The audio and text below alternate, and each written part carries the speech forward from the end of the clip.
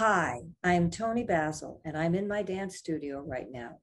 And I am so excited to be talking about the great choreographer, Ronnie Lewis. He was the most influential choreographer in my career. And I am not overstating this. This is the truth. I went to Las Vegas High. My father was the orchestra leader at the Sahara Hotel. I graduated in 1961. When I was 15 and 16 years old, in the late 50s, Ron Lewis would have been what, 21, 22?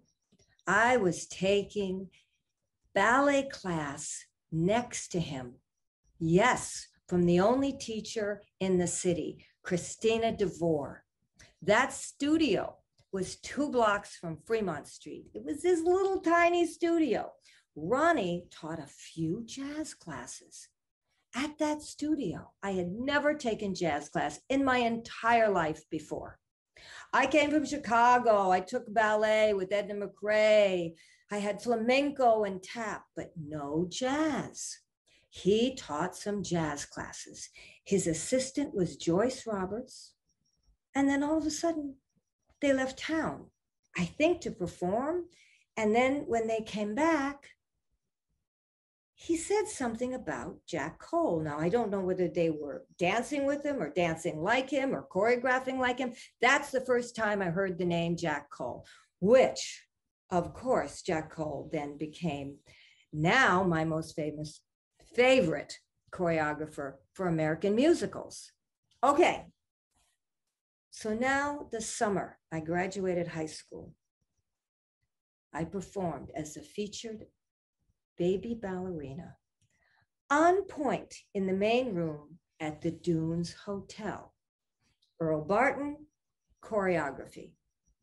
We opened up for, wait for it, for Eleanor Powell. Yes, the great tap dancer, Eleanor Powell. And I heard Ronnie was doing shows in the lounge. I saw those shows. Standing at the walkway between the lounge and the casino, where I could get away with standing underage at 21, and I saw the mind-boggling choreography and concepts of Ronnie Lewis. His nude Cinderella changed my life. It changed my life. I know that my concept of Swan Lake, the 4 classical ballerinas and the 4 street dancers dancing to classical music that I was nominated for an Emmy for, subliminally, was because I saw Ron Lewis's nude Cinderella at the Dunes Hotel. Thank God I saw outside the box. I saw visionary. Ron Lewis's vision. I even remember going backstage at the Dunes, trying to visit the dancers. Oh my God, they were all lying on the floor, lying on chairs. They were so tired. They just weren't doing 2 shows a night like my father was doing in the big room at the Sahara Hotel. They were doing 5 shows a night for hours of dancing. They were really burnt out. They could barely say hello to me. Then I moved to LA to start my career. Then I would come back from LA to Vegas to visit my father. I heard about the Tropicana show. Frederick Apcart's Tropicana show, choreographed by Ronnie Lewis. Oh, the can-can. Oh my God, these performances. They're just ingrained in my head. They are so influential to me. They are, I can't tell you how important it was for me to be seeing Ronnie's stuff. You know, he really did work the dancers hard. I know, like Jerry Robbins, hard.